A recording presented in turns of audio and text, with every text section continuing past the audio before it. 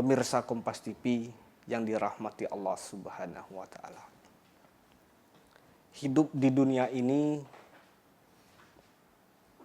setiap manusia itu tidak jauh, tidak selamat dari fitnah, dari ghibah, dari perkataan yang jelek, yang kotor.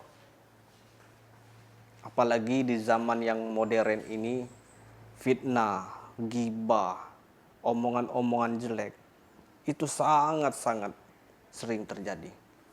Bahkan dari kalangan anak-anak muda, dari kalangan yang sudah lanjut usia, masih banyak yang sering menggibah. Ini sungguh-sungguh perbuatan yang sangat-sangat dibenci oleh Allah Subhanahu wa Ta'ala.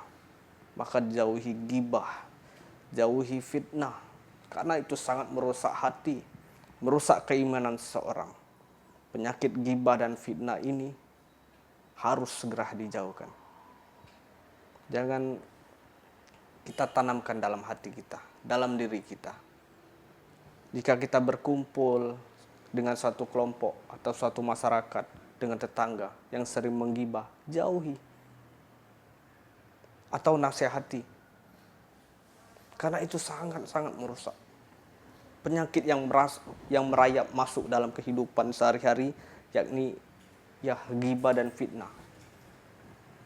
Dua hal yang seakan menjadi bumerang dalam diri manusia dan dapat merusak perilaku dan akhlak manusia itu. Itulah ghibah dan fitnah.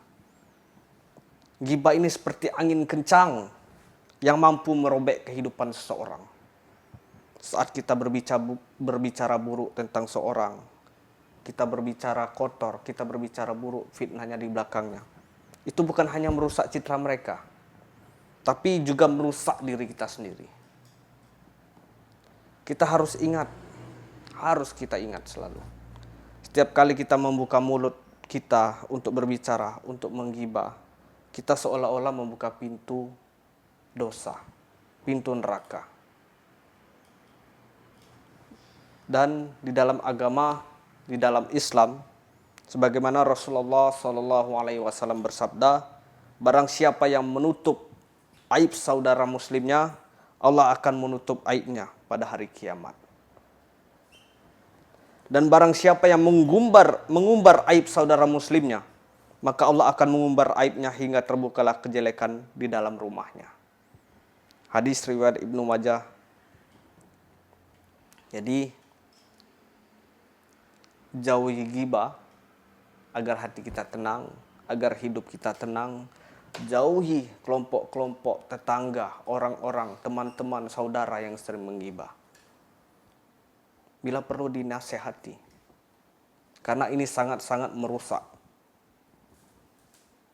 Berbicaralah yang baik-baik, omonglah yang baik-baik. Lebih baik bersalawat kepada Rasulullah SAW daripada kita menggibah, menimbulkan dosa. Jika kita bersalawat, maka kita tenang, dan itu adalah salah satu syarat, salah satu kemudahan kita untuk mendekatkan diri kita kepada Allah Subhanahu wa Ta'ala. Selanjutnya, fitnah seperti bara api yang menjalar dengan cepat. Saat kita menyebarkan informasi palsu atau hoaks yang saat ini dikenal dengan berita bohong, hoaks, atau menciptakan cerita tanpa dasar, kita turut menjadi perambah kehancuran. Kita dijauhi orang lain.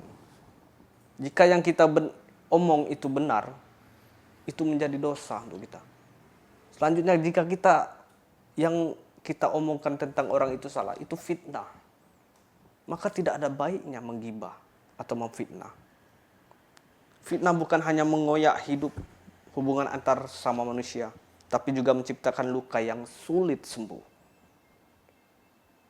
Sekali lagi saya katakan, betapa buruknya ghibah, fitnah, hoaks, atau sering mengumbar aib orang lain. Bahkan ditegaskan di dalam Al-Quran di surah Al-Baqarah ayat ke-191, fitnah itu lebih kejam daripada pembunuhan. Bayangkan jika kita memfitnah orang lain dan itu tidak benar, maka luka yang ditimbulkan itu akan terasa sepanjang masa. Maka jauhi fitnah, jauhi gibah. Sekali lagi saya katakan, jauhi fitnah, jauhi gibah. Karena itu sangat merusak. Marilah kita berusaha untuk membendung gibah dan fitnah ini. Kita jauhi. Sebagai langkah awal, mari introspeksi diri kita sendiri untuk selalu berhati-hati dalam berbicara agar tidak membuat informasi palsu atau berita bohong atau hoax yang saat ini kita kenal, yang sering kita dengar.